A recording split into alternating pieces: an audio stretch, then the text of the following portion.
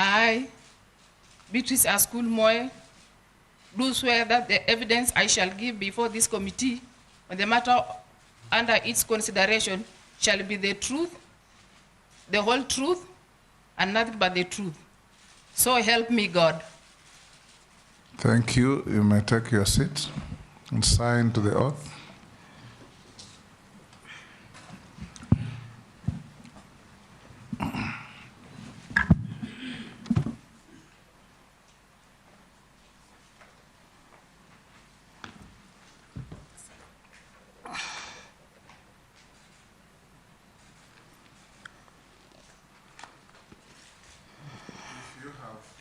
Documents, give them to the sergeant to pass them on to the clerk to cross-check whether they correspond with what is in our possession.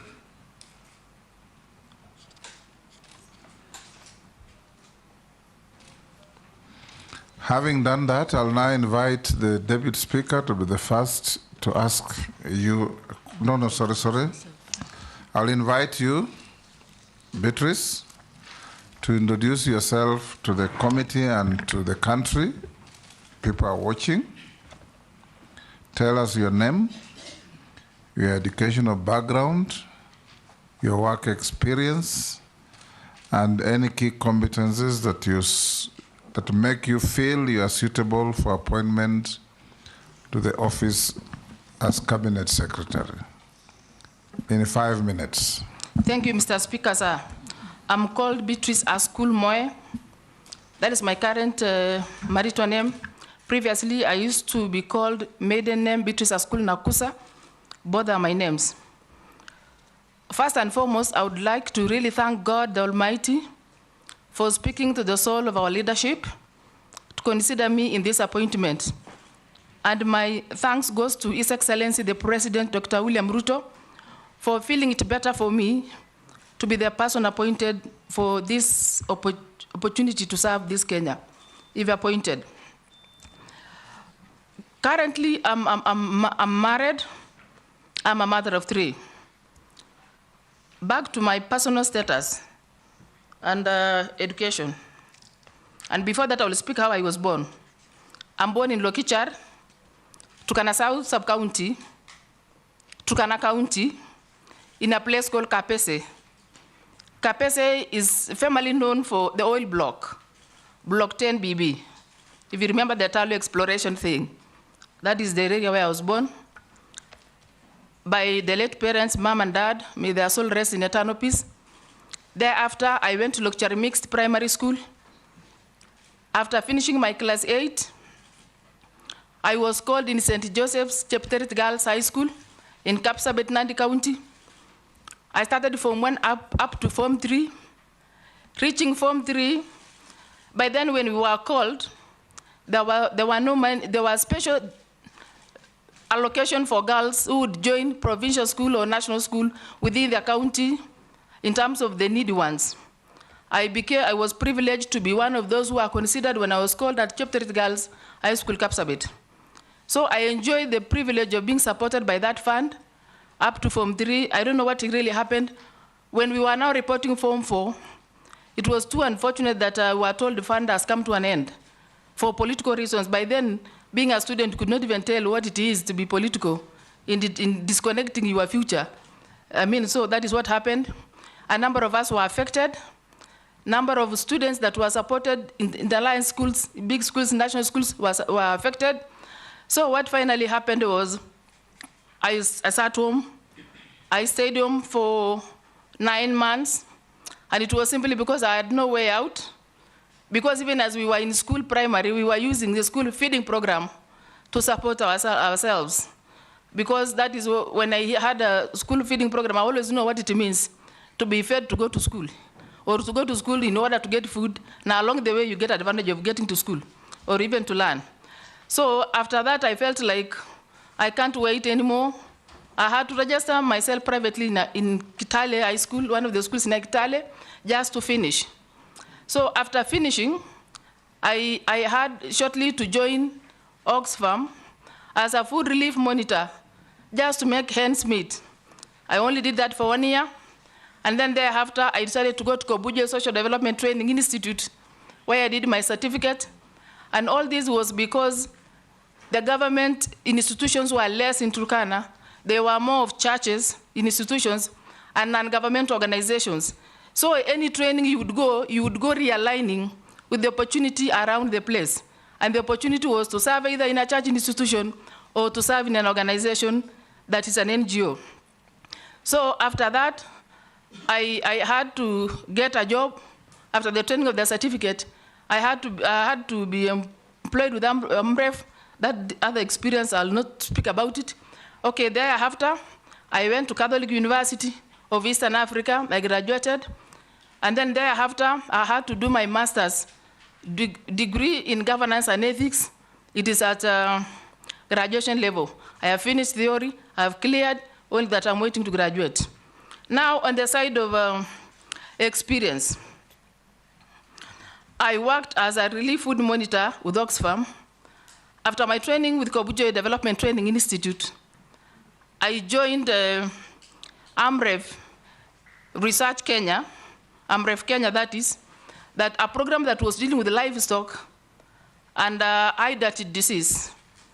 And it was basically in the northern part of Turkana, by then the greater Turkana North. And then thereafter, I was able to be appointed in the Rift Valley Water Services Board as a director. The first attempt was, I was interested to really getting into the nitty-gritty of development in terms of what is going on within the management. So I happened to be picked as the chair for audit, which I served for 1 year. And then thereafter, I managed my way to become again the chair for technical, because I really wanted to influence policies and the things that would really work out something different in Turkana, because I had a better ground of what it was to benefit from government institutions. So thereafter, I was able now to join county government of Turkana as a CEC in charge of water, agriculture, irrigation, and reclamation. And that was then the bigger ministry in the entire, though thereafter they had to split it and even have 2 chief officers and are working under one CEC.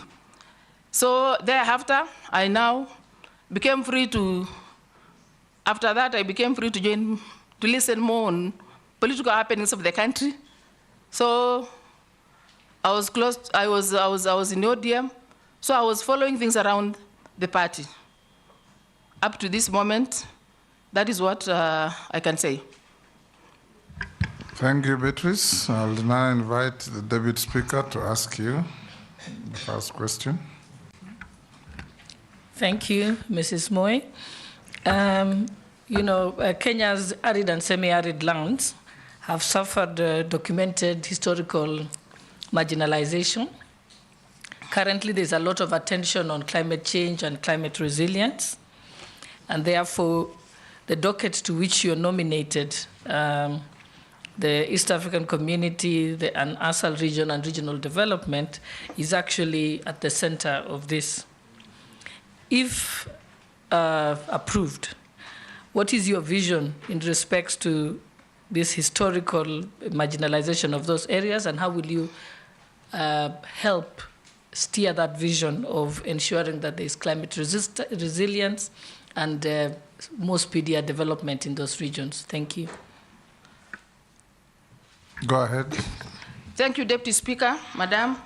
It is true, arid lands where I belong, fortunately, Turkana falls under arid lands, has suffered many years of marginalization, and I tend to believe I saw that happen because I was present and I'm present where these things were being done. The marginalization that is coming to these arid lands is specifically on the stereotype and the information and the media that has reflected us in a very negative way. I also know we've never benefited. The arid lands have never benefited. Sorry to speak like this because I am also an arid person, so I've been a victim of these things. So sometimes when I say I mean the circumstances through which I also grew is relevant. So what we need to do right away to make sure this marginalization and everything else is working to the realization of climate resistance is incorporating the arid lands, the policies, the people, and everything else into negotiating, talking, and then have their issues raised in a way that it will finally come to the ministry at headquarters for policy influence. The pastoralists actually are the most that get effects of drought. They get effects of drought. They lose animals. They lose socioeconomic activity. They totally get affected out of this climate change. So by incorporating them into the bigger plan of the ministry, they will be able to speak from what they know, and they will be able to get better attention and better resolutions to the effect of this drought in a manner that would actually make them cope with what they are going through all the time. And also making sure, because it is one of the areas that is more affected in terms of receiving the impact of climate change, they need really to be cushioned in a way that they will be able to survive around these areas because they can't go away. That is their home place. That is where they know better. So by incorporating, it means we go and get homegrown issues that would be captured within the policy level. And even when we are talking of cushioning them during the drought, actually that would mean whatever that is supposed to be for them must be taken down to where they can feel and utilize it. So I feel the policies that are supposed to enhance climate resistance, the ability to cope, should actually incorporate, be from the top, down, down, up, so that at least there is that movement up, down, incorporating themselves. Majority Leader, you've just come in. Are you ready to ask a question? Go yes, ahead. Thank you. Just for the benefit of the nominee, my name is 𝐁𝐞𝐚𝐭𝐫𝐢𝐜𝐞. And Beatrice, I see you have a very rich background in social work, and you also mentioned you worked with Oxfam as a relief food officer. And I'm certain you know part of your work in this ministry will involve the procurement and distribution of relief food. But this is one area that has been riddled with a lot of malpractices, especially the procurement and distribution. I'd want to hear what you would do if you are approved by this committee to ensure, one, that we have a very accountable system of procurement of the relief food and how it will be distributed on the ground to make sure that it gets to the right people, not benefiting government officers who are charged with the responsibility of distributing it. Two, I don't see in your CV and your work experience any experience touching on trade matters. And you know the EAC docket with the East African community, trade is very critical. And part of the problems we have encountered in the recent past is having the government of Kenya not being present to negotiate on behalf of the country with the EAC countries. And we see an influx, especially of agricultural products, from onions from our neighboring countries, potatoes, at times maize. Farmers in the south and North Rift, where you come from, suffer with their maize, and they can't market their maize because cheaper maize is coming from our neighbors in the region.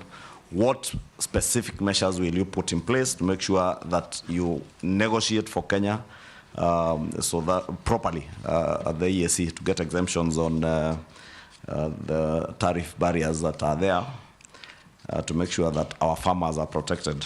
Finally, I see you are a member of the selection panel of the Azimio running mate selection panel.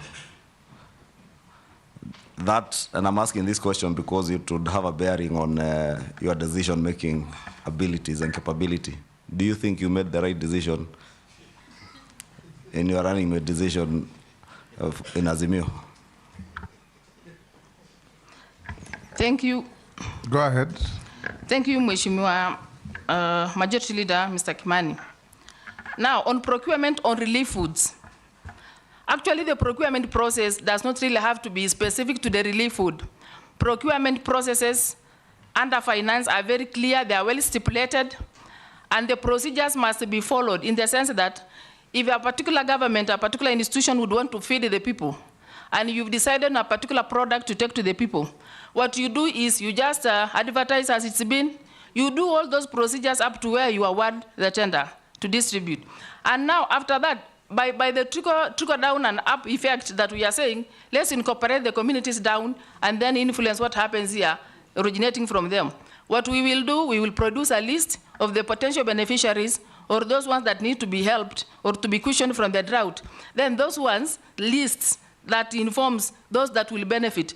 Because the story to do with whether food reach the people or not, it's sometimes the making of the careless people because they think God in heaven is not watching. It is just good to be truthful. When it is time to feed the people, buy the food, make sure it reaches the most vulnerable members of the society. So for me, the procurement process is still as it is in the other ministries, in the other public finance management acts. Chair, maybe before she moves away from that question, Beatrice, particularly what I'd want to hear, I don't know if you have been briefed from the ministry, what happens? In the procurement of relief food, they will usually go to some organization called the supplies branch. They pre-qualify people as suppliers of relief food with set prices. Then when they are procuring, they will usually just give tenders to those who are already pre-qualified within the system. But from the time the supplies branch is qualifying people, the prices given vary.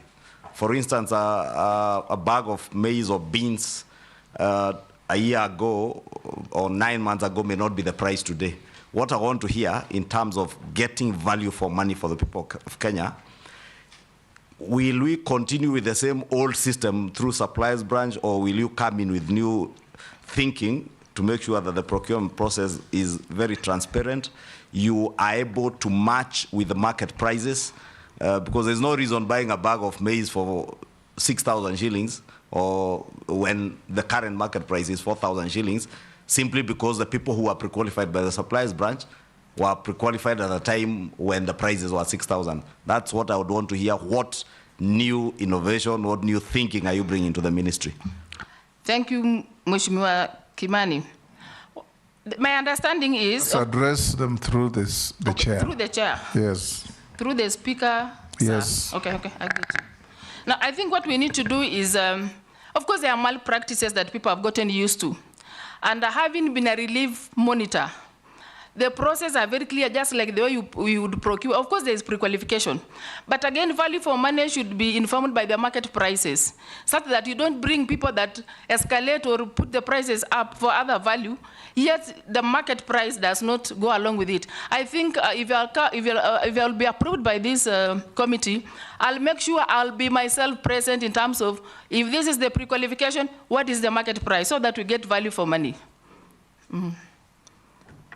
And then on the side of trade, whether I have knowledge of trade, through the chair, through the, Mr. Speaker, sir, and I'm used to, sorry. Mr. Speaker, sir,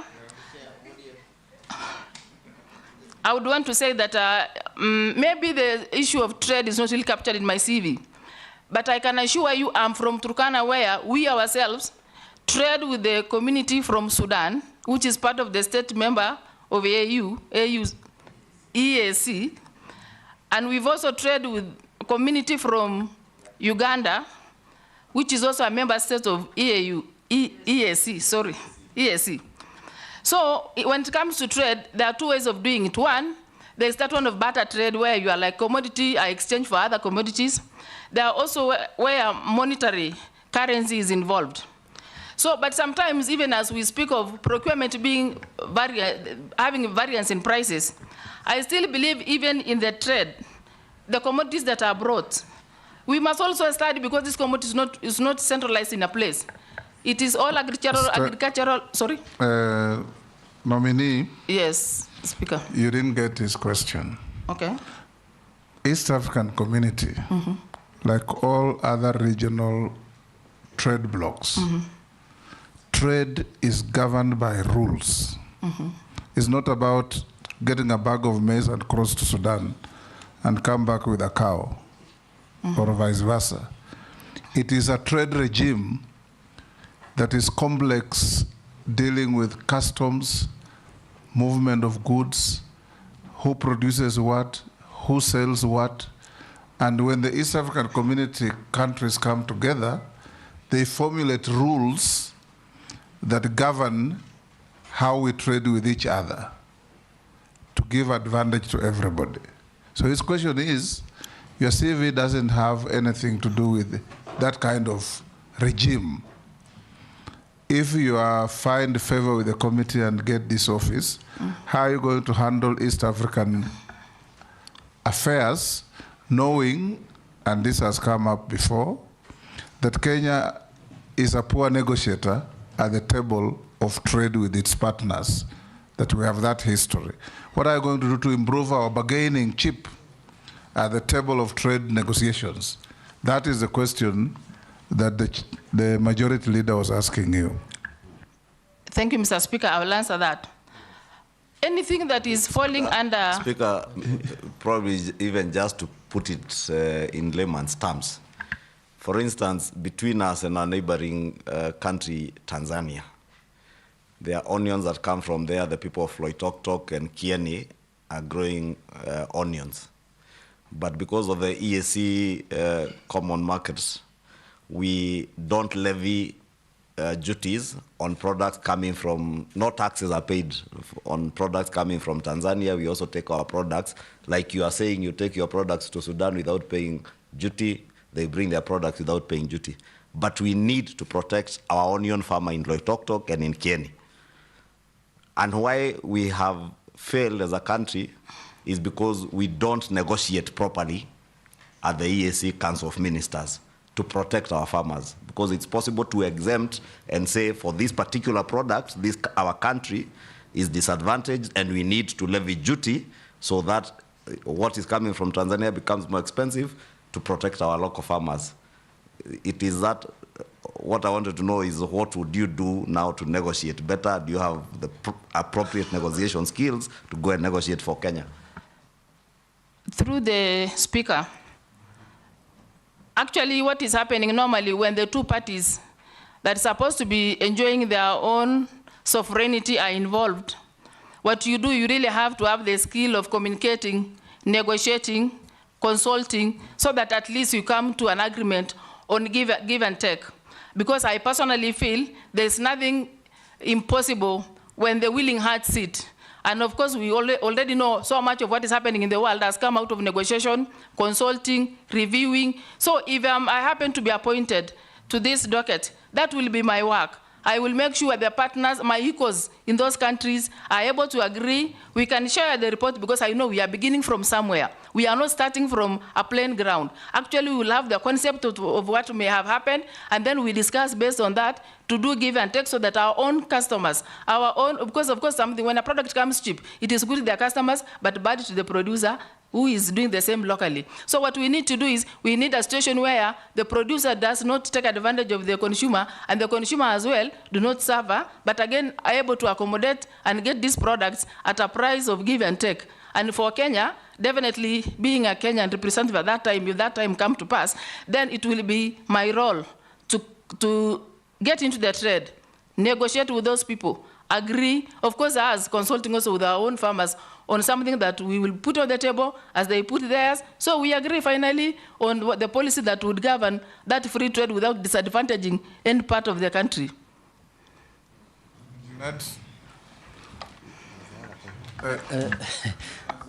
Your questions? Then only one of the Azimio is left. Yes, go ahead. Through the chair, through the Speaker, that was then. That was then that I was among the panelists that were able to choose the deputy party leader of our party person then. Actually, you know, sometimes you work things as they appear on the table. I did fairness. Every party that was there had their representative. They had their candidates also wanting the same. So there was no way I would take over. It's only issues that, as you said, issues on the table. We agreed, and we said the parameters of somebody who would suit a running mate should be like this, and those are the binding grounds through which people were vetted. And the person we got had what it took, because it was not the ODM that picked, it was all political membership that decided the vet. I was only one person from ODM, the rest are from the other representative of the parties. So I tell you, whatever happened, happened because there were benchmark through to operate. I was right at that time. In any case, it was a political decision. Yes, thank you. Yes, Junet? Mr. Speaker, just to add to it, actually, I'm the one who appointed her to that committee. and I was satisfied with her work. She did a fantastic job. But anyway, that's beside the point. No, Kalonzo was going to become the president, up and belly. Anyway, Mr. Speaker, that is not the issue. I want to ask her, as somebody who has lived in ASAL area, and you know very well that people in that area, as the Deputy Speaker has asked, have suffered for many years. And most of the time, they complain that they don't get any help from government. But today, you have been nominated from an ASAL area to deal with those issues that affect those people who come from ASAL area and from regions that feel marginalized in this country, despite devolution being in place and counties being in place that money is devolved. What different are you going to do if you are approved by this committee to help those people who live in the ASAL areas? And secondly, you are going to become, if you are approved, the Minister for the East African Community.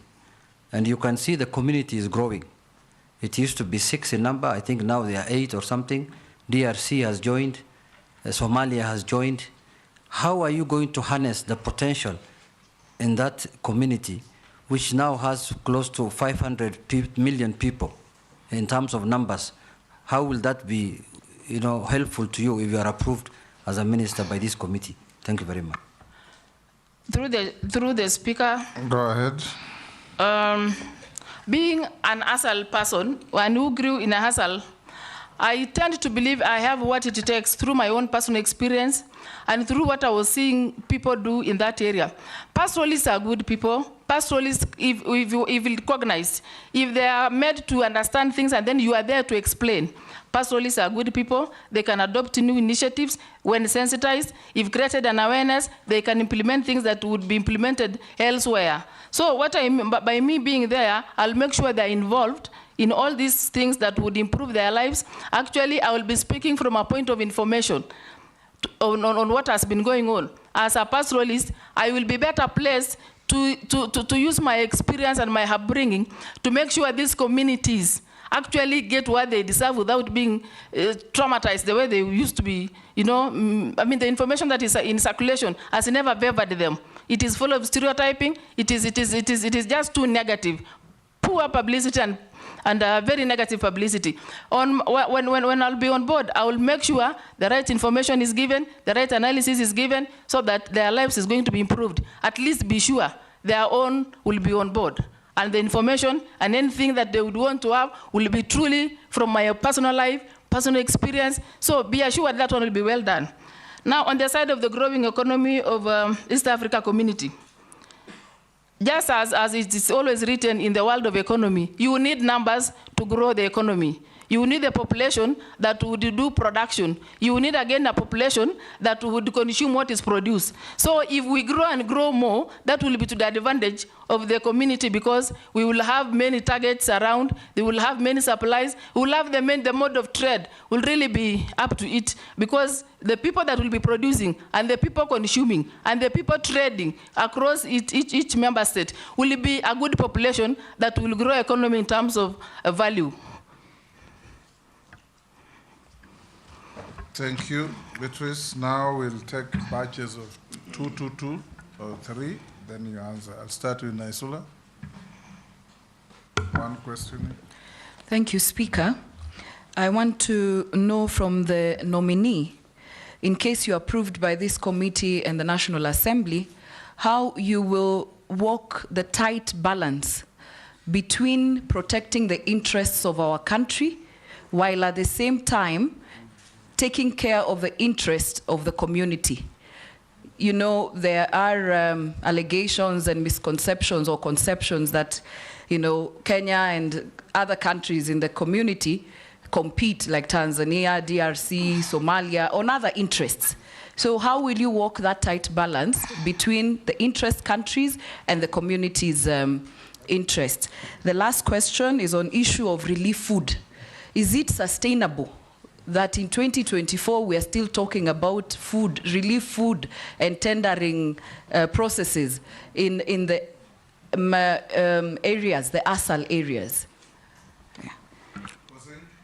Thank you, Honorable Speaker. and the nominee on the 𝐁𝐞𝐿. I want to know, Mr. Speaker and Chairman, how will the nominee balance, or how will the nominee gain confidence now that she has been appointed in the office of East Africa, and particularly on the ASAL, coming from one of the communities which fight other communities in the North Rift and in the entire ASAL?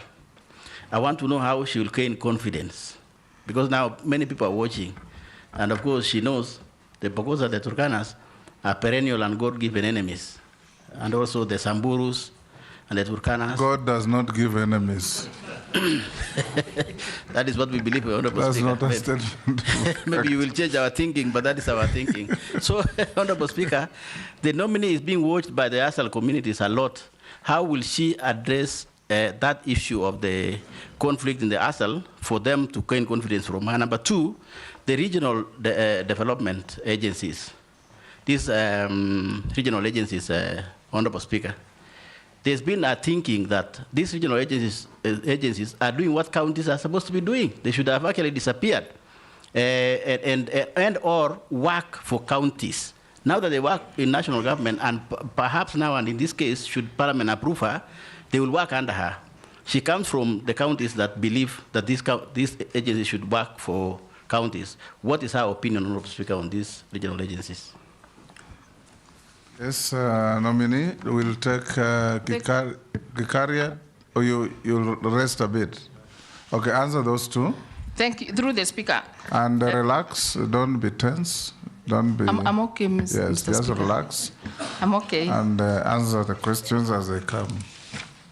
Mr. Speaker, I was only thinking that once there are 4 questions, and then I answer that one, then invite another Now one. answer Naisula's 2 questions and Posing's question. Through the chair, the question by Mheshimiwa Naisula is on the country interest versus the community interest. Above all, I acknowledge the fact that the country is the appointing authority. And within the appointing authority, there is sovereignty of Kenya that needs to be protected. There's political interest of Kenya that needs to be protected. And I equally believe even those that are representing the community elsewhere have their own thing to protect. But now, in terms of the bigger agenda, Kenya being mentioned as the state that is dividing, that is pushing hard, not dividing, pushing hard for the full realization of East Africa community affairs, I believe it will not be like me alone. We will consult with the other teams. We will work on a joint decision. We will collaborate on affairs that would add value to the growth. Because at that time, it will not like I will be favoring them and disadvantaging the country, or disadvantage the country and favor them. Whatever way, I will be firm in terms of what is good for all of us as a country and as a point that would propel the growth of the community. So I will make sure it is balanced, but of course underneath, I will also know I have to protect the interests and the sovereignty of the Republic of Kenya. On relief food. On relief food, whether it is sustainable. Actually, for those who supply relief food to us, feel when they cushion us from the tough droughts, they are doing us a good service. But if we evaluate the period through which we have been having relief foods, there's nothing really much sustainable about it. I would explore a situation where we get alternatives, like putting a market to a choice where when you give like a safety net provision to the beneficiaries, they are able to go and buy things of their choice. Because I believe at that specific time, I also believe relief food is not well, it's not, if you look at the money they used to procure relief food is so much that would be turned into an activity in a good season. Like for example, if we have it's only in bad weather that relief food are important. But in good weather, the same money would be turned into an activity that would sustain the people positively in terms of investing in food production, investing in the know-how, and how people would cushion themselves from the effect of the drought. But again, this habit of staying till they are bad enough to relieve, that is what is making our tribe, our communities in ASAL not to really have good image, because the pictures, everything at that moment of relief is terrible. But I wish we would turn that positively and say, instead of waiting for the bad moment to act, can we then use what would have been used to improve their lives when they are still healthy and good enough to run their affairs? So for me, it's not sustainable. Needs a better look of it. Go to the next question. Mheshimiwa posing question. Yes. Mr. Speaker, honorable member should understand, I once served in the board of Rift Valley Water Services Board, which Pokot County fall under. So, and if it gets back to the records of what we used to supply to give that community in terms of water services, I had it as a Turkana then. I have never changed. The heart that I used to implement is the same heart that will still implement this. After all, I am only a Turkana by community, but by heart and everything else, I'm a Kenyan. I don't think if there's any Kenya, we deserve another Kenya, just because you cattle rustle each other or do things.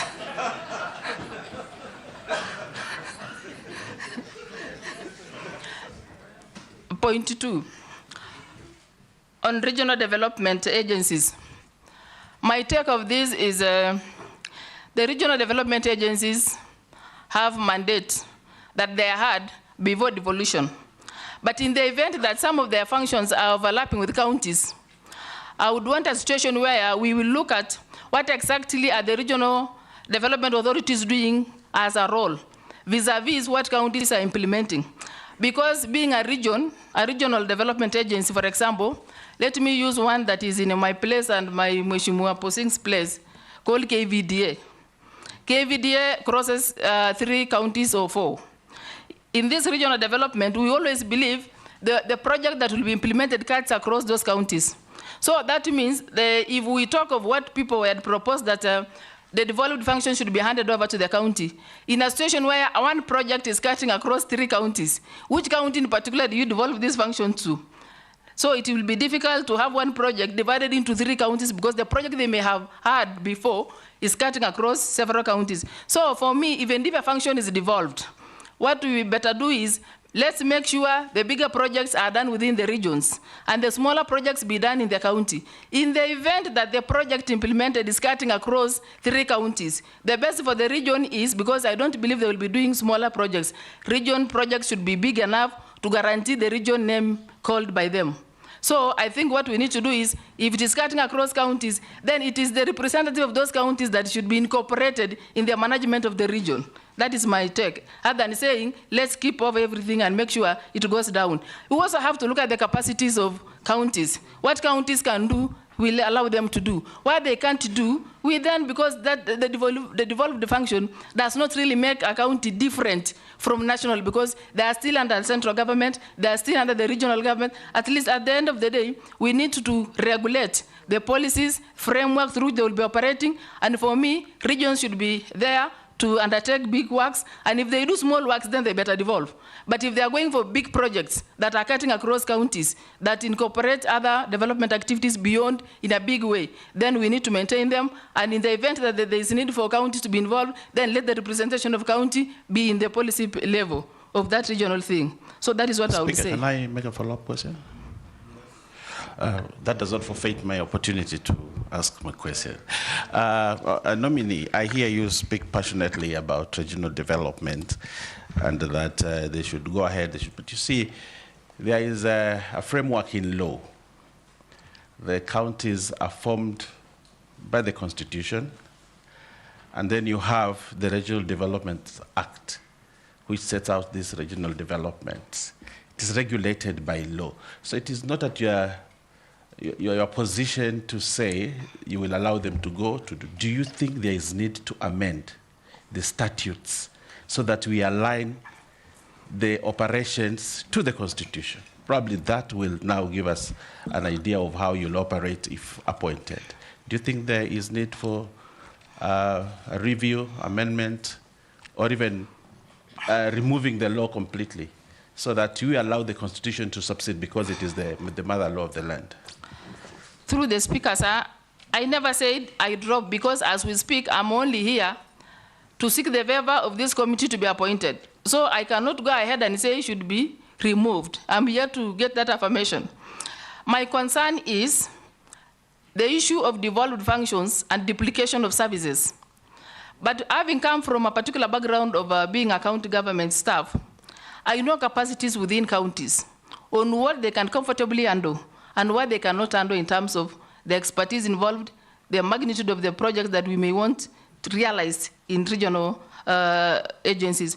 My issue is, if the report that is informing this discussion is already on board, because I'm still outside till approved, if the information informing need whether to devolve it or to put it within the state agencies is informing the fact that they should review, why not? They can review the function, they can review balance works, so that now we see whether the information that would be before us would advise otherwise. So for me, I'm not saying we drop or we maintain. I'm only saying if the report informing what is being discussed will favor devolving, we devolve. It will favor the fact that we need to review activities that are undertaken by the regional development authorities, then we do that. Thank you. Mary Mase, Dawood, and Murugara in that order.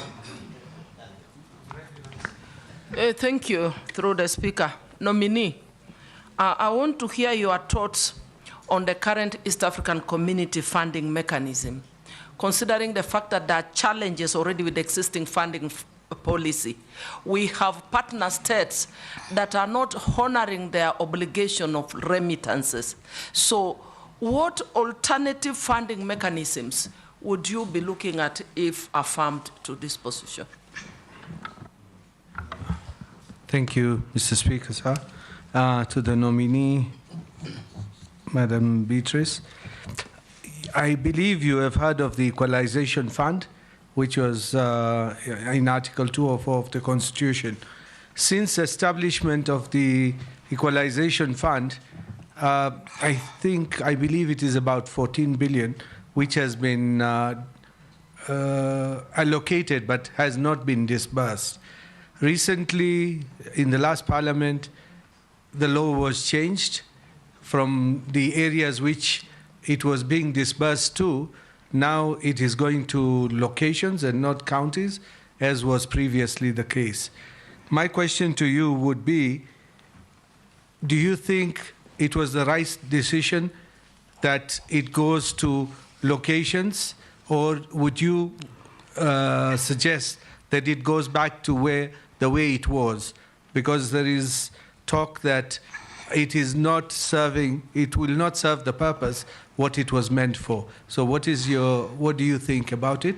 And where do you think the Equalization Fund should be used, basically?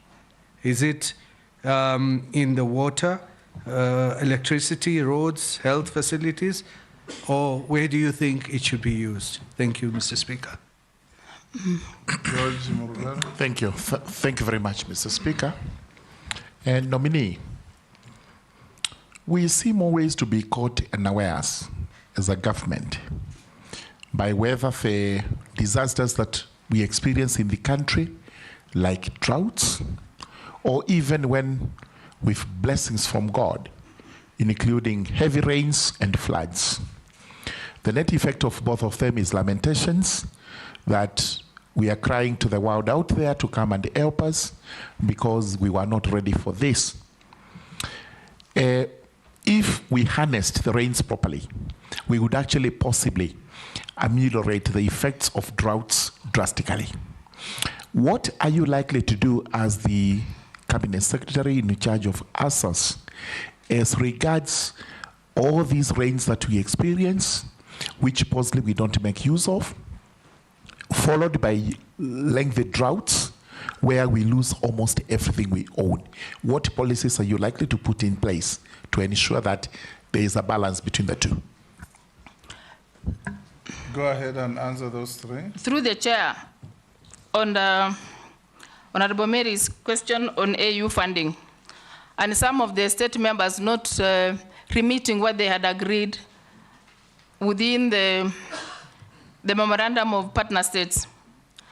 My portion is countries, we can't assume that sometimes when the particular state do not remit, it's their own making sometimes. The issue of inflation and the rate at which economy is moving may not be favoring maybe some of these countries that are not remitting.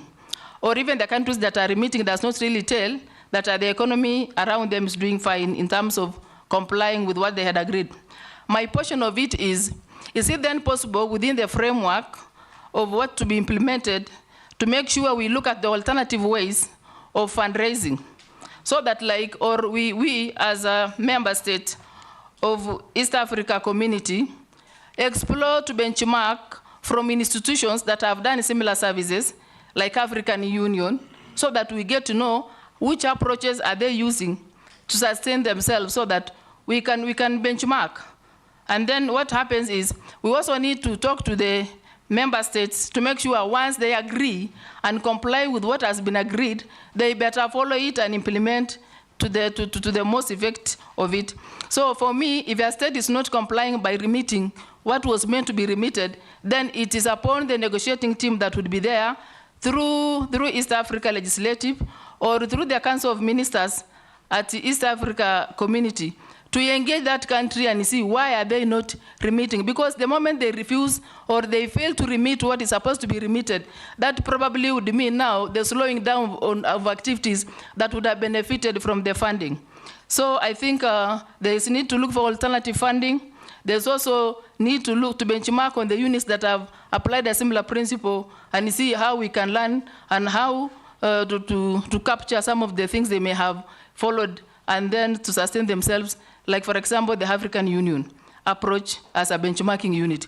That is what I would suggest. Or sometimes we can decide as member states to say, like, this is just about a suggestion, that if there are revenue to be accrued or taxes to be put on any import that is coming from non-East Africa community members, if something is imported outside the membership, is it then, if we agree, put a policy, a framework that would put a small charge that will automatically be put as a finance-sustained way within the East Africa community. I'm just proposing that and I'm suggesting that, which is subject to deliberation within the partner states. Now on equalization fund. Equalization fund, as it was in the provision of the Constitution, was meant to tackle particular basic needs within communities and counties that were not at par in terms of development. For example, counties were supposed to use equalization fund in the provision to do a bit of education, to take care of water, to take care of roads, to take care of health, to take care of electricity. And this money was supposed to go directly to, I assumed it must have been the money for counties. And because of the many things that were not very clear then, it kept not being taken down. My question is, equalization fund, by virtue of their own targets, target a service that touches the life of a citizen of Kenya. So if this equalization fund, because education, as it is as a component in equalization fund, has the Ministry of Education, it has the Ministry of Water, it has the Ministry of Roads, it has the Ministry of Health, it has the Ministry of that leads. So is it then possible to conglomerate all these systems, all these ministries, to talk and see, of course, engaging the legislative arm of government, that is you people here, to make sure the best approach is considered so that we see, do we have to maintain it this way, or do you have to take this money to the locations?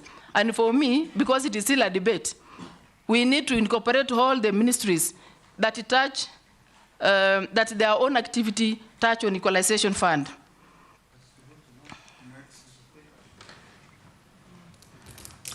Issues on disaster or drought, and then in the country that seems to be taking people unaware.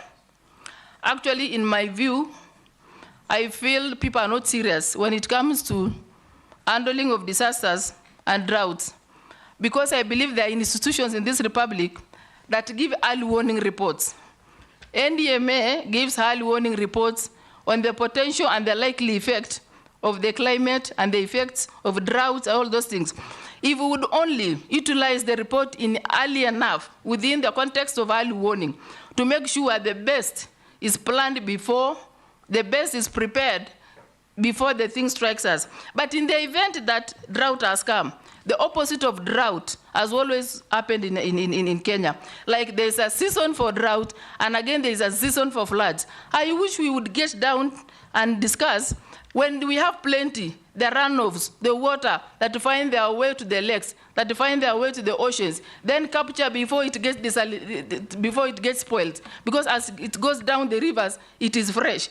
Once it gets to the lake, gets to the ocean, it begins another process. Are we then, if we are serious with managing ourselves, managing disasters, are we then able to capture this water before it reaches the final destiny through maybe water harvest, and then turn that into food production? Nominee, now tell us.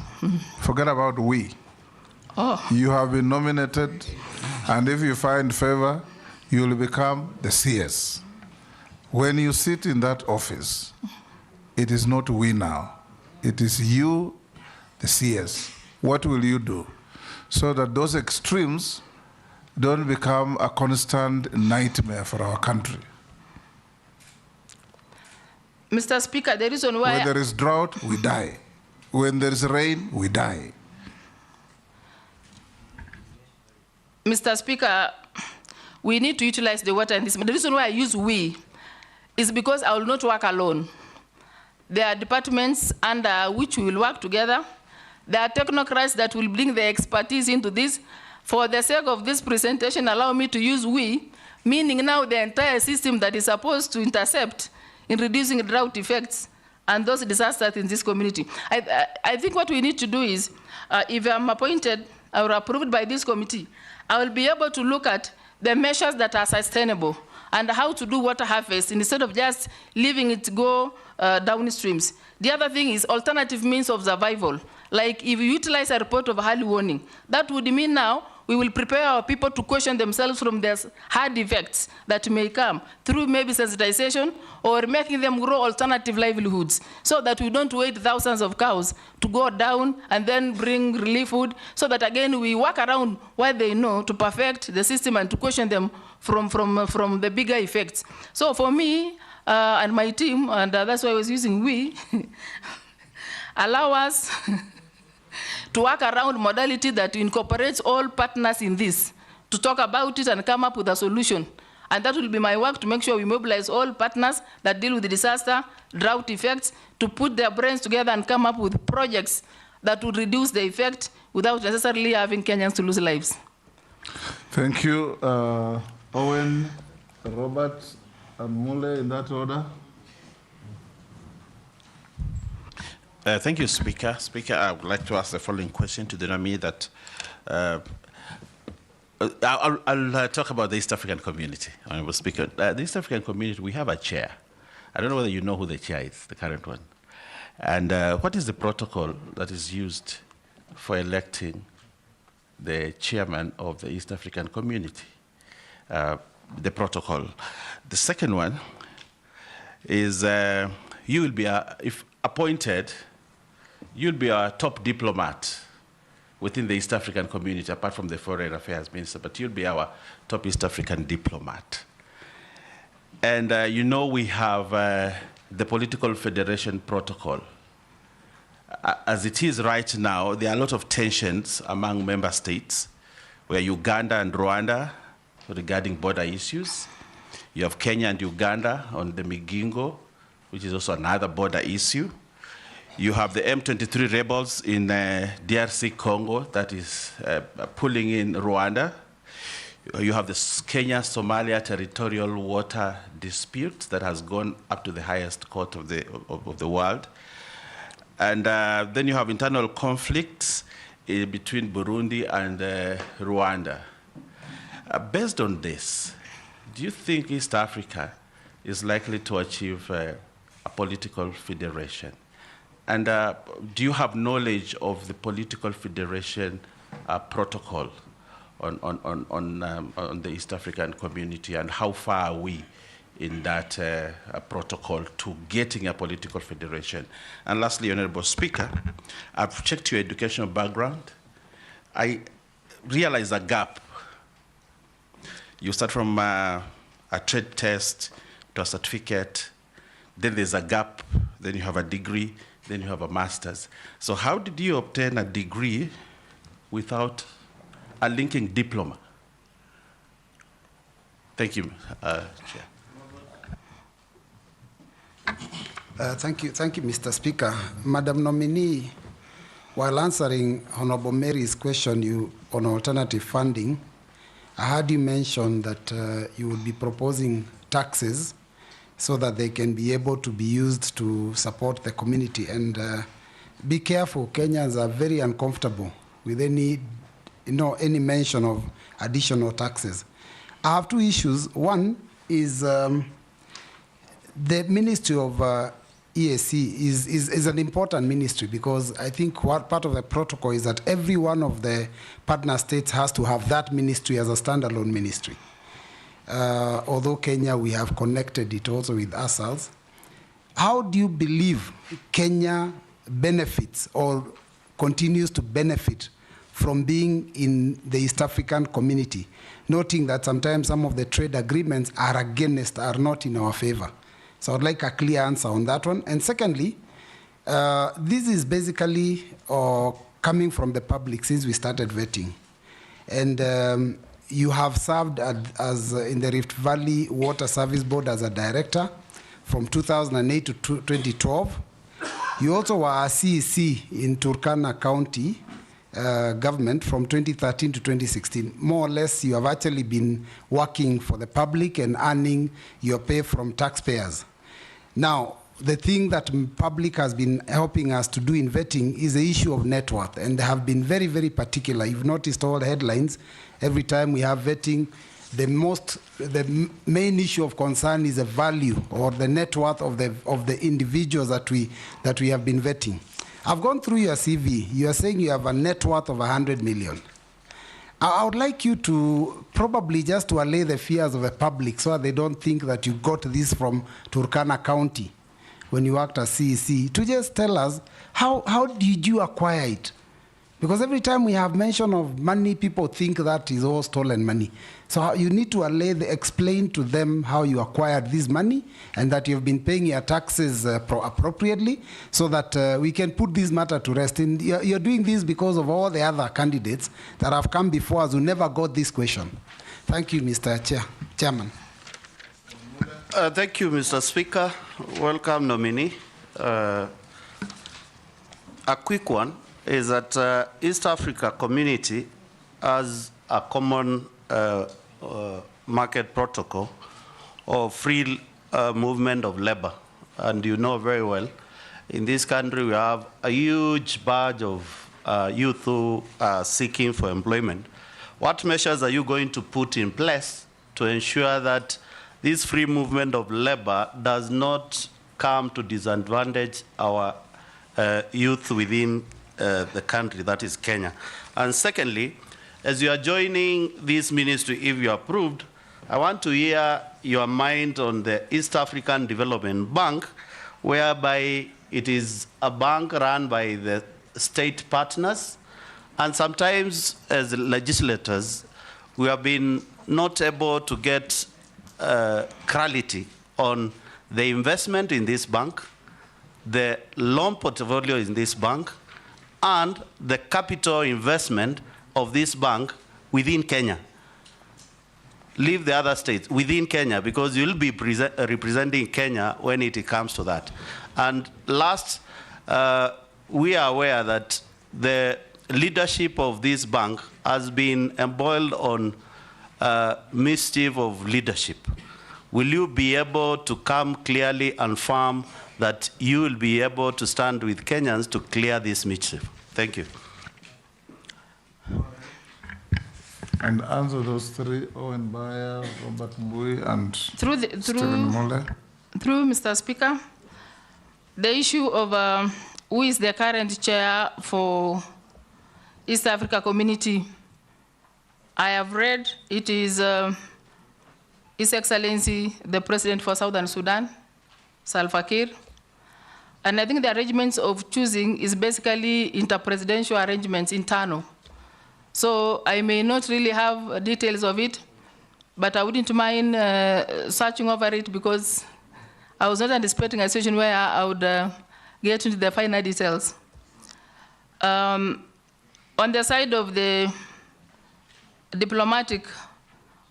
diplomacy on political federation, on what is being contested within the borders of member states.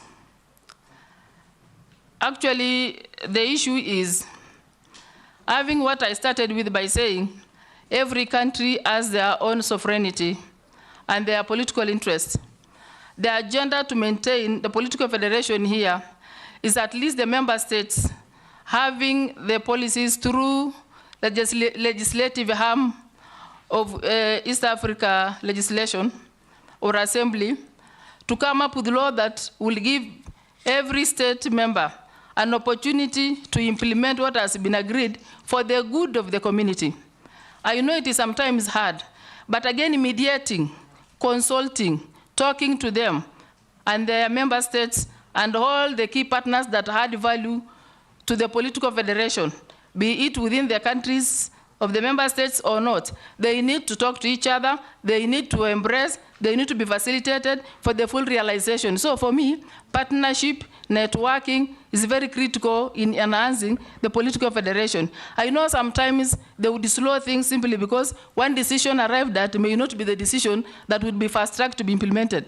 But with the proper consultation, continuous dialogue, continuous arbitration can bring us to a solution that would enhance the political federation. Now, on the side of... Honorable Speaker. Yes, Owen? Just, I don't know whether the nominee understood me. You know, there is envisaged a political federation of the East African states, including a currency. Oh, currency. And including, you know, bringing it together and forming a state of East Africa, you know. And there are certain steps that have been taken towards Owen, I think you should also be fair to the nominee. There are three different things. Yes. There is common customs or customs union. There is common market. There is common currency, political federation. Each is a separate engagement. So if you are talking about monetary union, don't mix it with political federation and vice versa. Speaker, what I was trying to do when I mentioned the currency is to show that we are bringing together the East African. How far are we in that protocol, the political one, if you have any information about it? In terms of political federation? Yes. I think because the most that leads is the political goodwill from the member states. So, and if we look at where we are right now, at least I see we are making progress as an East African community. Compared to what may have collapsed the East Africa community back 1977, the things that are there right now are structures. And if you look at the progress we've made so far, which I believe is out of political goodwill, if not so, of course, not in a big way, but even enhancing an agreement to have the legislative arm in Arusha is a step forward. If you look at the way we have had the secretariat on board, it is progress. If you look at now even the Court of Justice in Arusha, it is progress. At least the progress that is headed to the right direction. I know we've not achieved so much, but I assure you, at least we are beginning and we are headed to the good direction. Question? Question from Robert Mbui. On my degree, yes. On academics. Yes, the gaps in your... Yes, I can explain.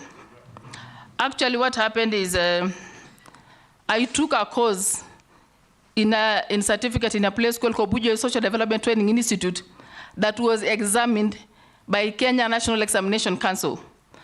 And if I were not, the fact that I have no diploma means I would have reduced, if I had diploma, I would have reduced my degree years to 3. And because I didn't have a diploma, I had again to go for a degree for 4 years. One extra year has been added because they said we cannot be, if I would have gone for diploma, I would have gone for a degree for 3 years. And because I went for 4 years, that is now meant to take care of the diploma that was not there.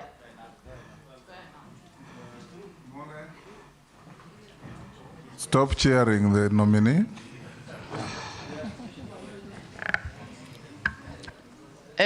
Through the chair on taxes.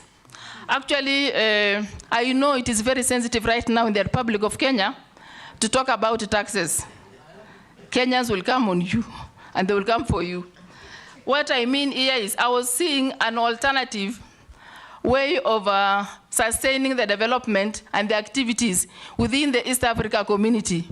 As a okay, of course, there is remittance by each member state as a source of revenue to sustain the activities of the community.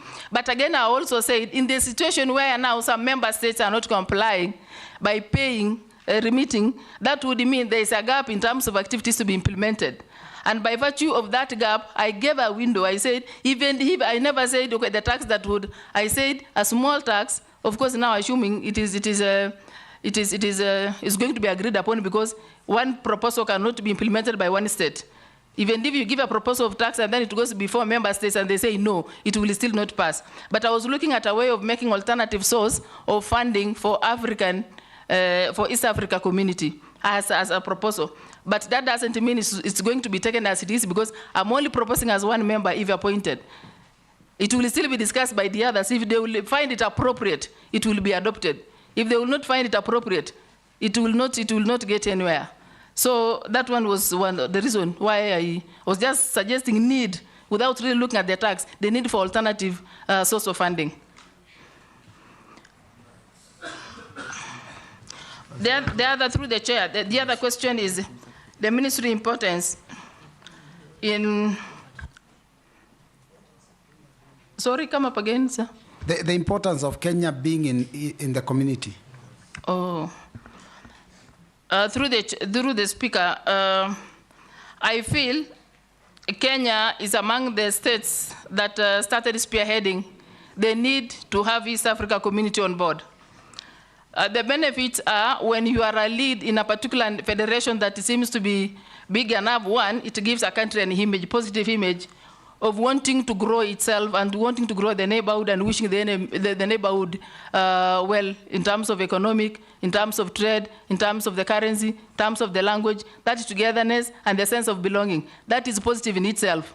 Number two, when we enhance the collaboration on market, when we collaborate in terms of policy, when we work around things that would make Kenyan labor to move around the member states, if we look at things that would make some legislation to come, that in itself will market Kenyans in this manner. Our commodities, our supply will have an external market.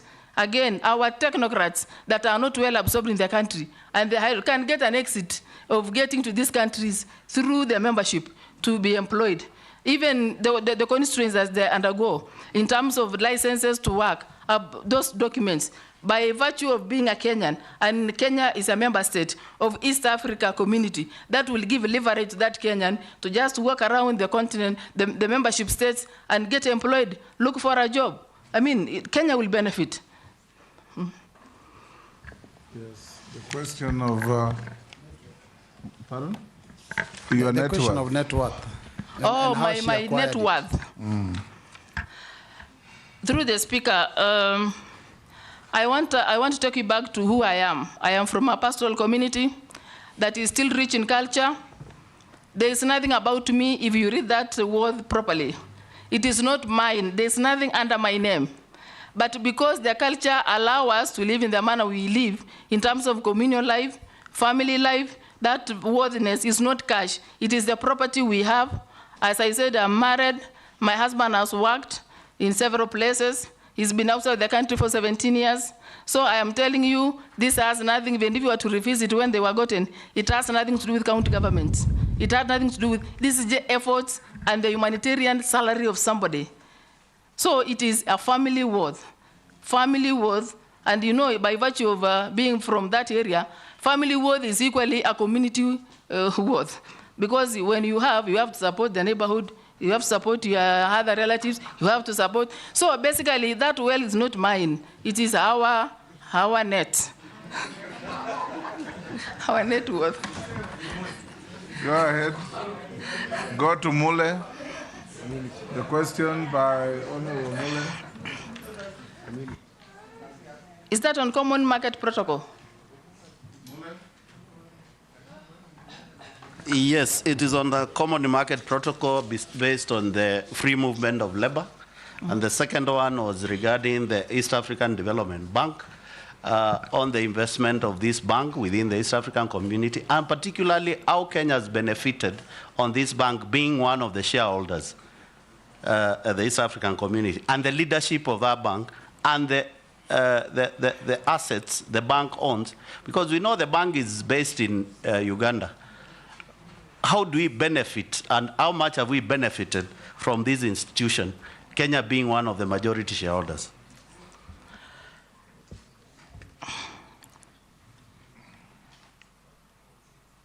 Through the speaker, sir, on the East Africa Community Common Market Protocol labor, actually, this movement of the population, the experts. Movement of labor, he's saying. Yes. Yes. It's actually something that we need to enhance more. And in terms of benefiting Kenya, on the side of the bank, this one I'm telling you, if you're going to appoint me, I will get into this to make sure I get to the finer details. Because right now— Don't trap yourself. That bank is not under your jurisdiction. But the it's under the jurisdiction of the Treasury. So don't trap yourself. It's okay, Mr. Speaker, but you know— It falls and it carries an East African name, but it's under the jurisdiction of the Treasury. That is why I'm saying, Mr. Chairman, Mr. Speaker, if it gets to where I can answer this question, I would rather have all the technocrats in finance and economics to advise on this one, because as at now, I am not well equipped with what to answer. Good. And now, Raso, you'll take 4. Raso, Shuria, Mishi, and Rahab. Thank you very much, Honorable Speaker. Beatrice, the ASAL constitute 70% of the Kenyan landmass. There are currently 23 counties that are considered to be ASAL, but 10 are classical ASAL, and they fall under FCDC. And the major problem in ASAL is water, scarcity, and food security. If the House approves your nomination, what measures are you likely to undertake, or intervention measures, that those counties are likely to enjoy the same benefit as the rest of Kenyans? And remember, Honorable Lesuda asked you about relief, whether it is sustainable. But I want to add a rider to that.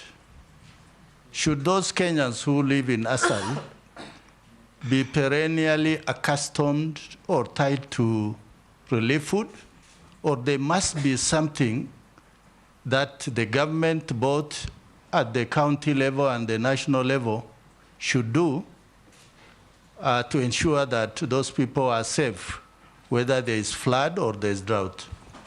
Secondly, you worked in the county.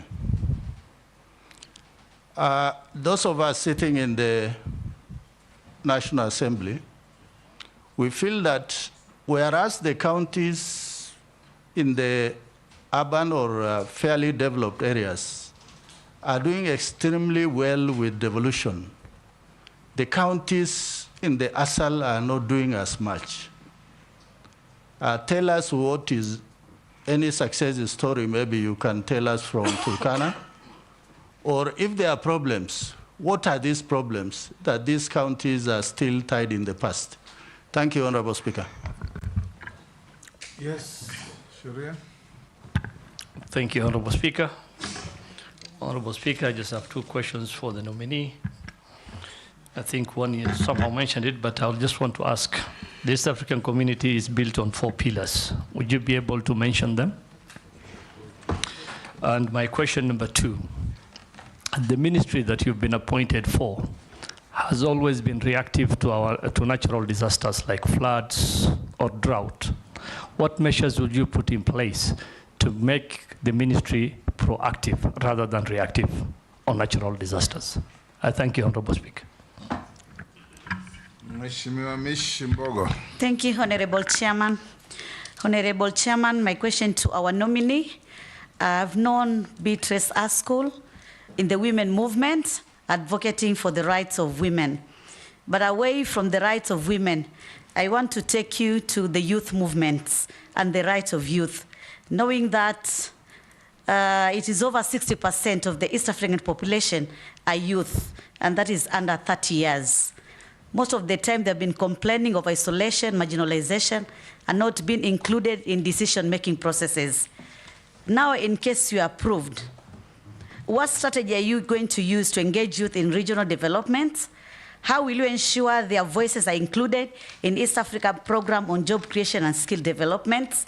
And also, how will you collaborate with youth councils, institutions like universities, across East African community to amplify young voices in regional integration? My last question, it is on the issue of security, especially for our fishermen in Migigo Island, knowing that we are using that resource among East African community. There have been some conflicts between Uganda and Kenya. How are you going to involve East African community in resolving such conflicts? Thank you, Honorable Chairman. Rahab. Thank you, Honorable Speaker. My question to the nominee. The building of dams has been pursued previously as a way of addressing water shortage and mitigating the impact of drought in ASAL areas. However, the projects have often been marred by corruption and argument of non-viability. These include Garana Kuraru, for example. What lessons can we learn from this project, and how best can the ministry facilitate ASAL areas to have access water and food security? The other question is about the delays in freight clearance and how we normally get delays in the borders when the trucks are coming from the neighboring countries. Thank you. You can answer those, nominee. Mr. Speaker, the last question, I didn't get it from the honorable member. The last one. You know, Beatrice, for example, when people go to Tanzania to buy goods, sometimes they can spend 5 days or even a week trying to clear their goods. What are you going to do about it, fast track that? Okay, thank you. Let me start from our point. The process of clearing products and people's movement at the borders is true, takes a bit of time. And I contribute this to the poor infrastructure that takes so long. I mean, if, for example, you are moving goods from Kenya through the border, not all infrastructure facilitates the process of moving these goods.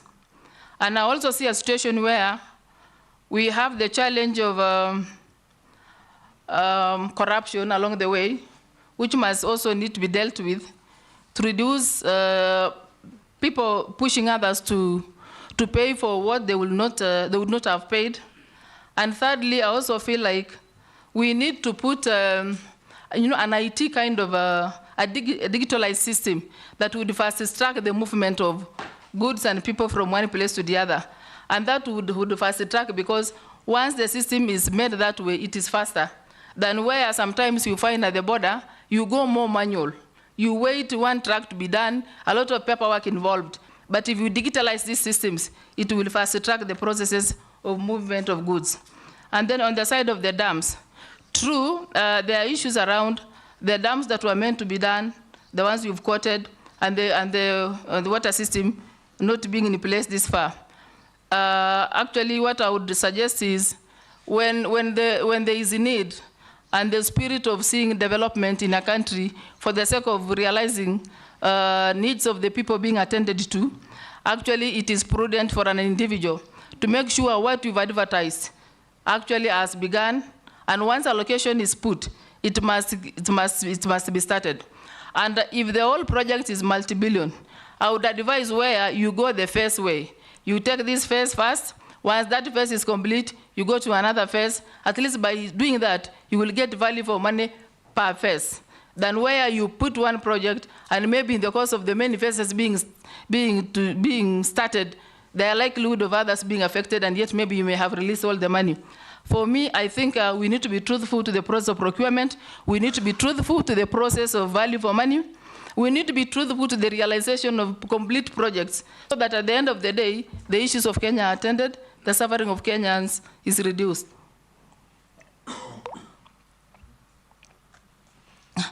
Now, the other point, through Mr. Speaker, of Migingo Island. I have read about Migingo Island issue between Uganda and Kenya, and I believe the best way here, in fact, where it had reached, where now securities are not taxing the fishermen from the other state partner, was actually done away with. And for me, what I would suggest here, I'm subject to correction, what I would suggest here is where all the two states stakeholders that may play a role in this must converge to have a discussion on a better way forward.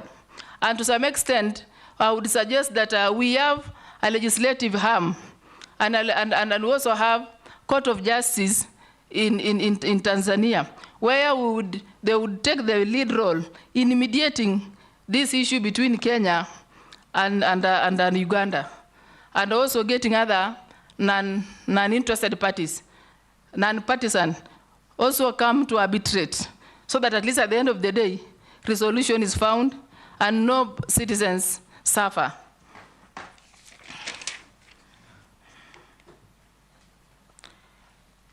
Through the chair, on the question of on the youth, Mheshimiwa Mishi, on the youth movement and how the ministry will get them involved in the regional development. Actually, in every population of any state, the youth are part of the population. And I think it is time we come up with a specific affirmative action, just like we did with the women affirmative action policy, that enhances inclusion of women by all means. I think where we are headed now is to have an independent and a deliberate policy that will incorporate the young population of this country, the young professionals in this country, into every activity, not mine alone, not the Ministry of East Africa Community alone, even the other ministries. We just put a deliberate policy that would enhance their involvement, so that they also bring the young expertise, they also bring their bit of, as they also learn from the structure itself. So I think we need to do a deliberate policy on this.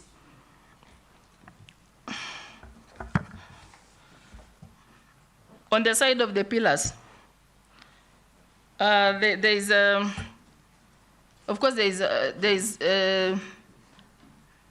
enhancing the trade. There is the issue of the protocol that pertains to immigration. I've forgotten that one, but I'll remember. The poor infrastructure, these are part of the pillars. We also have the political federation as part of it. We also have the monetary policy being part of it.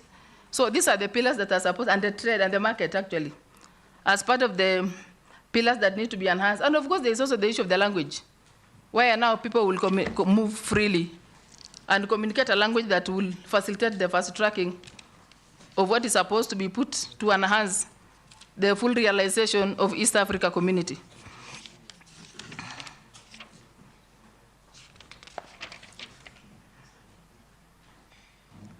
The other one is the county government. Yes, Sharia.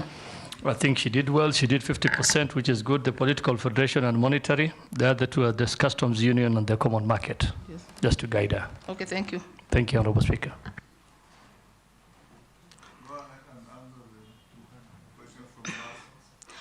Whether there is, Mr. Speaker said there is a point that talks about whether Turkana County is a sample county in terms of effects of devolution as an ASAL area.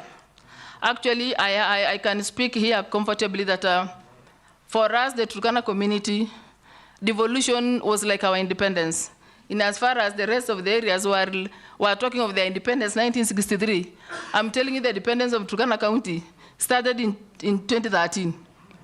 Because the infrastructure that others were supposed to pick from, at least they had a background and they had to start from a particular level.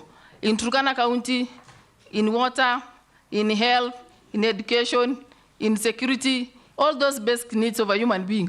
Actually, we had to start from the point 1, including the nursery schools, infrastructural for schools, infrastructural for health facilities. We all had to begin. That is why, as far as when Turkana was said to be receiving billions, I'm telling you what is billions in a beginning point where you had totally nothing. So for us, as people said, the beginning and the independence of Turkana County began in 2013. It is real. It's very practical. And even right now, we still need more. Because for a very long time since independence, they had never gotten attention from anybody, maybe because of the distance. Sometimes the closer you are to the network at the center, the better you are. When you are far away in terms of even being far in infrastructure. So I think Turkana case may be different. But on the side of solution to food reliefs and their safety in terms of the disasters we receive, as I said, just like I've spoken on the youth, I think we need to do a deliberate attempt or a move or a framework through which we will make sure now all the partners in the Republic of Kenya that act or respond on emergencies put their resources together, plus the ministries concerned, and come up with one concrete thing that would be a permanent solution to these things. And again, being a reactive ministry, a reactive network, that would mean we are only waiting till the bad moment comes. That means we ignore the reports that are supposed to be giving a warning. There are institutions that give warning to what's likely to happen. But we wait too long till this thing happens, we lose lives, we lose livestock. Then when we come, that's the time we come to appear like we are pushing to do something possible. I think even us, as the victims of these disasters, need to push the partners that are within us. I know most ASAL areas have the biggest number of NGOs. I think it is time we put a framework that will make them now think permanently in a solution-based way. Vicaria, have you? Vicaria? We'll have one more of a member who came in late. Thank you, Chairman. My name is Ikaria David. I come from Nakuru Town East constituency. Honorable Chair, I think the things I wanted to ask has been asked, but I think it is important for us to put emphasis to the nominee that had an opportunity of going for a climate change conference in Arusha the other day. Honorable Speaker, when I reached Namanga, if you see the queue of vehicles from Kenya vis-a-vis the other side that are coming in, then you realize there is a problem. And I think it is important for the nominee to take charge and cognizant of that fact, that we can't have a smaller queue on the other side coming this side, and then a longer queue going on the other side. And this goes again to what Majority Leader has been saying. Maybe we need more information to the people in the transport industry and what we actually need for us to fast track our clearance at the border point. It is very unfortunate, Honourable Speaker, even when you go the other side, we were stopped. I think they just see a registration of a Kenya number. You are stopped at every police place where they are on the road, asking for fire extinguishers. And these things are the things that are need to be taught to these people, because the people are going into the transport sector every now and then. Maybe the nominee needs to fasten that and be able to understand and assist our trading, our partners who are doing trade in the respective. Secondly, Honourable Speaker, we have been with you in a few of the interparliamentary games, where we talk of the tightening, widening, and strengthening our partnership.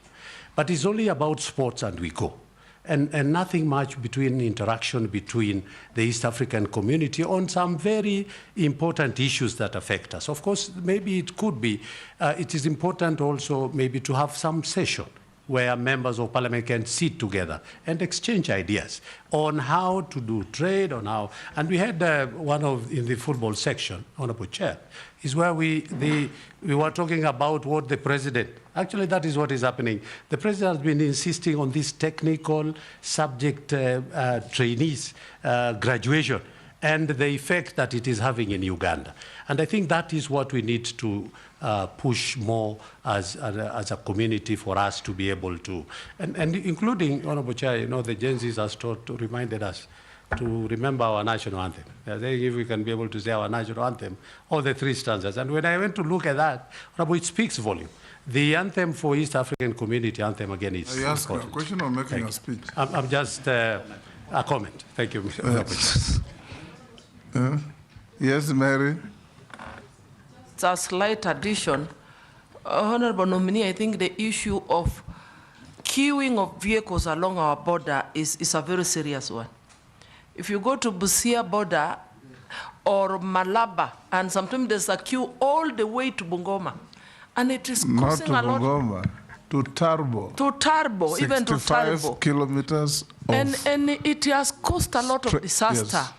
We've lost lives through road accidents, and it is really bad. I think that is one area, Honorable Nominee, that you may have to look into and find out what is causing, that is if you are approved, what is causing it and what could be the permanent solutions so that we do not have vehicles queuing along the borders and causing a lot of other problems. Thank you. Mr. Speaker, it's true what Honorable Mary Emasi is saying.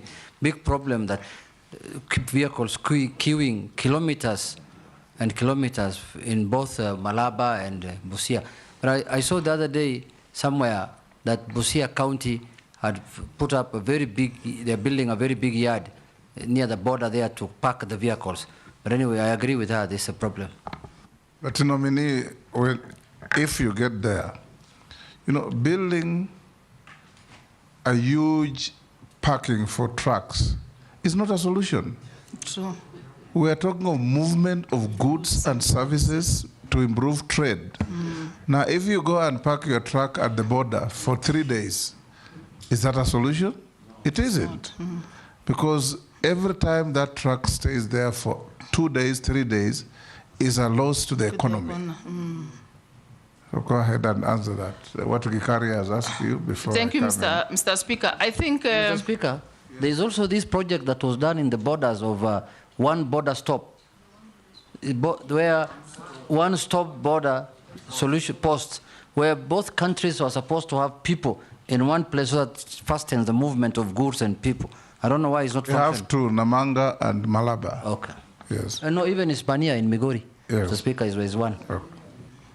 And Moyale, I think, and Lunga Lunga. Go on.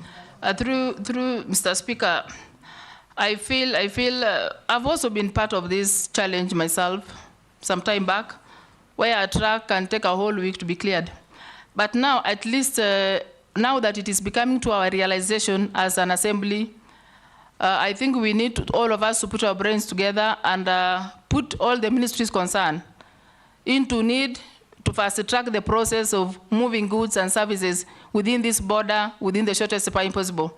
So that again, we talk of infrastructure development that would fast track, and then the technology that would fast track these processes, and then we talk of the human resource that would use these facilities to fast track the movement of goods and services. For me, it is a team that needs the other partners in the infrastructure ministry, in the trade ministry, in finance ministry, to really come up and put our heads together and make sure something better comes out of it. Thank you, Nominee. I'll ask, yes, George? Thank you. Can I ask if, on behalf of the public? Go ahead. Yes, thank you very much. This is a comment from a member of the public. That EAC docket is a very sensitive docket, and I'm not sure the nominee really gets it. If you approve the nominee, would she be prepared to learn a lot more about it? That is the question from a member of the public.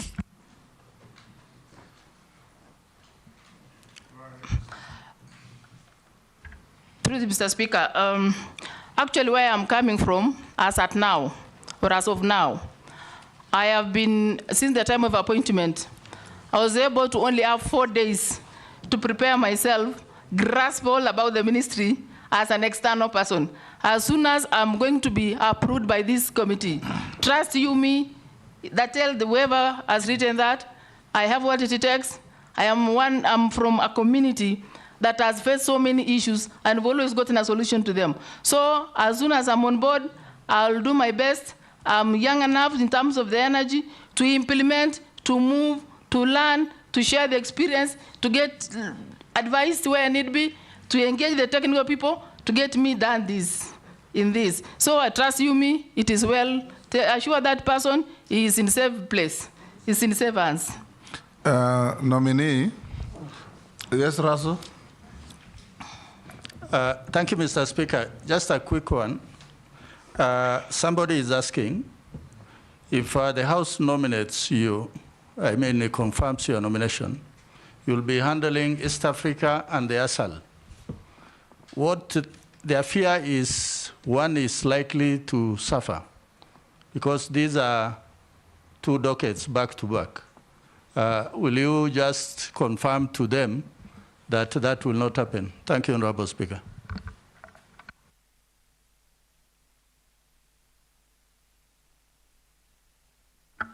Anybody would be listening to us would assume that because much of the questions here are on East Africa community. But in the situation where we had to balance 6, 6, 5, 5, I would have attended. And again, as somebody who is at the policy level, we have already structures at ASAL level that would implement ASAL issues. We have the one for East Africa community that would settle on that issue. So I will only be balancing a team that is already on board, a team that has an expertise. It is not me alone who will implement it. So it's because of the amount of questions here that somebody is saying the ASAL may suffer, and yet I even come from ASAL. It's even bad to make that assumption. Maybe the mode of questions is what has made somebody to believe maybe ASAL may suffer. To assure him or her, I am an ASAL person. But remember, Nominee, yes, that you have not been nominated because you are from an ASAL part of Kenya. You've been nominated because you're a Kenyan, and you must demonstrate suitability to handle this docket on behalf of the people of Kenya, not the ASALs.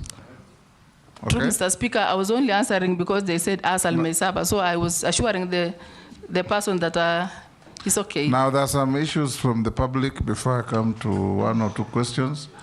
One person asks, given the grades that you got at secondary school,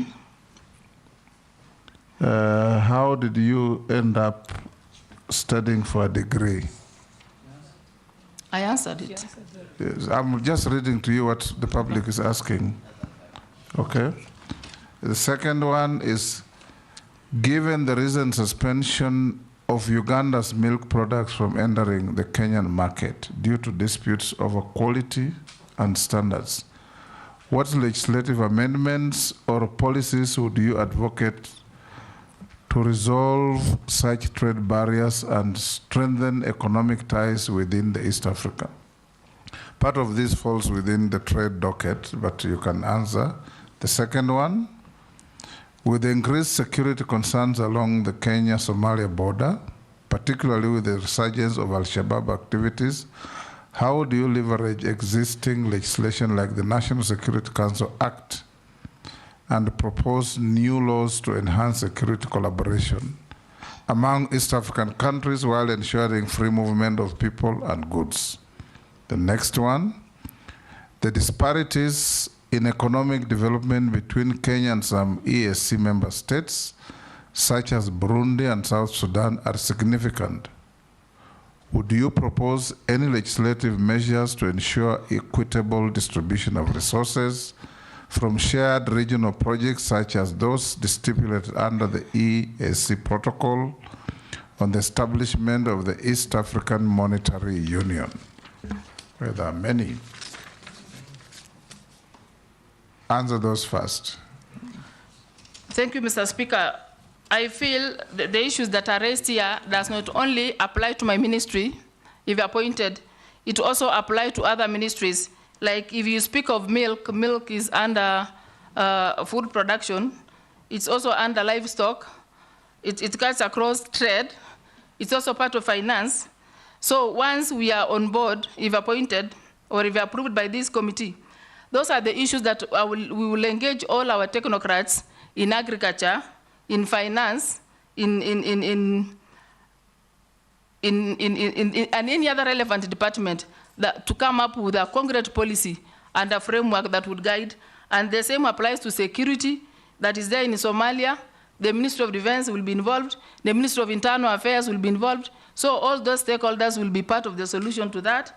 And the same affects the disparity of economic states, where we'll also have a Ministry of Finance, the technocrats in finance, economists in finance, will all, and the economists will all come and put their brains together and come up with a concrete solution. And of course, a way forward through that consultative forum. Two more. Somebody asks, with counties like Turkana, Marsabit, and Wajir facing severe drought, what legislative measures do you propose to institutionalize drought response mechanisms, such as amendments to the National Drought Management Authority Act, to ensure long-term food security in these regions? The other one that I can pick out, because some are repetitions, is resource-based conflicts over water and pasture, such as those witnessed in the Turkana and West Pokot border regions, have escalated due to drought. What would you consider, would you consider proposing legislation for community-based natural resource management and conflict resolution frameworks, possibly through amendments to the Land Act to formalize resource sharing agreements? Can you answer that? Somebody is asking about the stalled 𝐁𝐞𝐿 bridge in Turkana. I think that's not your docket. Go on.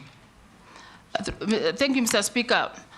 On counties like Turkana and Marsabit, and amendment on response to drought, actually what is happening is, as I said earlier, we need a deliberate and team-based solution to these recurring issues, so that we put ways of a framework that would enhance food production, enhance water harvests, enhance alternative livelihoods, enhance value addition to this community, so that we reduce the effect of drought within the acts. And that one means all the ministries concerned, all the partners concerned, all the stakeholders concerned must put their brains together and come up with a long-lasting solution to what has been recurring. Now, on conflict of water and under pasture along Turkana and the other areas, the pastoral areas, actually true. If we borrow an initiative that we went one time when I was a CC for Turkana to the Uganda, and we found a very big dam called 𝐁𝐞𝐿 that is supplying water all year round. I think it is time we adopt a solution that would run the citizens of this country with their livelihood all year round, in the sense that the dams are put, this water that is just running around, the water that is flowing down would be captured somewhere where it can be utilized by pastoralists, it can be utilized for pasture, it can also be utilized for food production by the very communities that are vulnerable when this strikes. So I think for me, it needs back to stakeholders engagement, consultation of all the key actors in this field to make sure we put a long-lasting solution to what the communities are suffering from. And also in situation where we go cross-border, in terms like when the community moves from this area to the other area looking for pasture, we need, as an institution of government, to move ahead of our citizens and lobby for safety and lobby for these things, so that when they encroach those zones, they are not attacked or they are not rebelled, causing deaths. So. Good. Let me ask you one question, nominee, or two. Do you believe in East African integration? As at now, I believe, because it's about the impression. In the sense that if... What do you mean, impression? Sometimes people tend to judge a particular thing before they get into it. I think where there's a deliberate attempt, Mr. Speaker, to have it realized, we will all get this realized. Because the parties that are there are just within the neighborhood. We can't avoid the neighborhood. We will at any time engage the neighborhood. So for that matter, and for you to be peaceful, your neighbor must be peaceful. For you to grow economically, your neighbor must be growing. So, and because there's a cross-cutting issues, these crossing issues must be put together for a full realization of East Africa Community Federation. If you find favor and become our minister or CS in charge of East Africa, we already have protocols for a customs union, for a free market, and a protocol for free movement of people, goods, and services. Take people. If you go to our courts today, every single day you'll find Ugandans being charged for being in Kenya illegally. You go to Uganda, Kenyans are in jail in Uganda for entering Uganda illegally. Tanzania, same thing, and all over. If you find favor and become our CS, what are you going to do to help achieve the implementation of the protocol on free movement of people, goods, and services, particularly people, so that you do not cross into a country where you have a protocol for free movement and you are bundled and thrown into jail for being in that country illegally? Mr. Speaker, if I win the favor of this committee and be appointed as a CS for East Africa Community, the issue of custom union and free movement are within the 4 pillars of East Africa Community. So, and having it as a pillar must also embrace the spirit of the will within the member states to implement anything that has been agreed upon. So for effective implementation of this, effective realization of these pillars, then every member state must make a deliberate attempt within their own political governance to make sure these things are implemented to the best of these, of the people who are crossing, to the best of the business that's being carried across the border. So for me, I feel laws must be, a legal framework must be put on board. The infrastructure that's supposed to be facilitative must be put in place. The legal framework is already there. Then the deliberate intentions to implement from the partner states must also be negotiated, because it is one thing to pass, it is the other thing to get the political will of a country to implement what has been passed. So I think it is a matter of lobbying, matter of consulting, matter of arbitrating if possible, to make sure what has been passed is implemented to the letter. A small 1 or 2 mundane questions to you. Have you ever been adversely mentioned in any integrity-related reports or investigations? No, I haven't. Do you hold any leadership position in any political party in Kenya? As it is, no. As it was? Yeah, but I resigned. Okay. Tell us your net worth. It's 100 million. 100 million, which you said is family wealth. For all of us. It's for all of us, including me? Yes, if you are Okay. Okay, nominee. Your papers have been checked against what we have. They have been found in order. And the few memoranda that were there against you, actually, in fact, only one, and you responded, so we release you to go back to your duties. Mr. Speaker, there is the bit of the well that I need to clarify a bit on livestock. It is not an issue. We are okay. Okay. So, Mr. Speaker, I would want to appreciate your guidance in moderating and protecting me. I would also want to appreciate the mutual conversation we've had with the committee. And if Almighty God that began with me will give you favor to see me through in this, I'm telling you, committee, you will be writing history in this Kenya. You will be appointing the first Turkana woman since independence. So please be part of the history.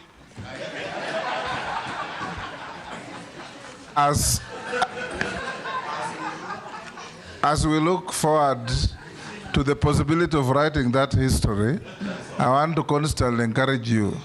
You are not going to be a minister because you are Turkana. You are going to be a minister because if we find favor, your competence and your ability to serve each and every Kenyan from Vanga to Kibish, from Lamu to Malaba, everywhere in this country. And now you'll go beyond. Okay. You must contribute towards the integration of East Africa. Some of us believe, dream, and live East African integration. Thank you. Thank you. The sergeant will show you the way out. Have a good day. Yes.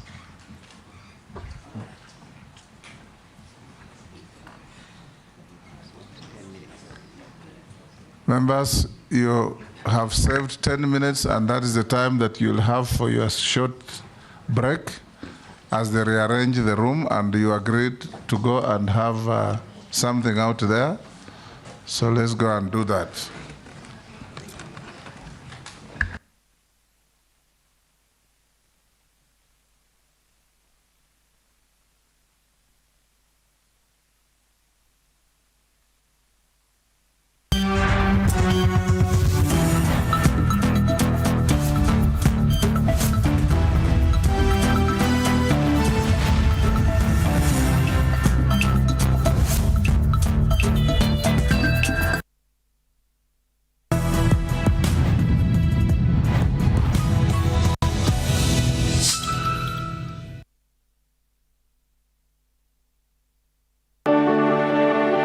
In partnership with the National Social Insurance Fund, NHIF, the National Government Constituency Development Fund, NGCDF, finances health.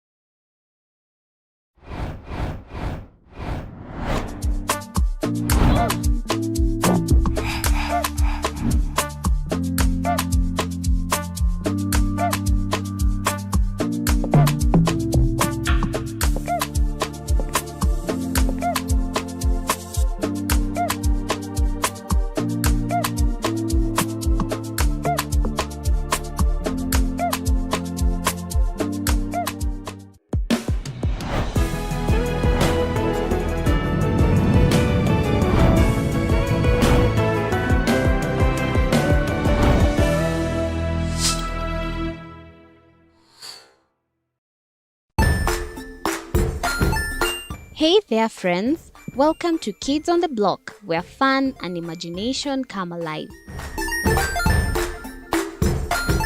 We dive into magical worlds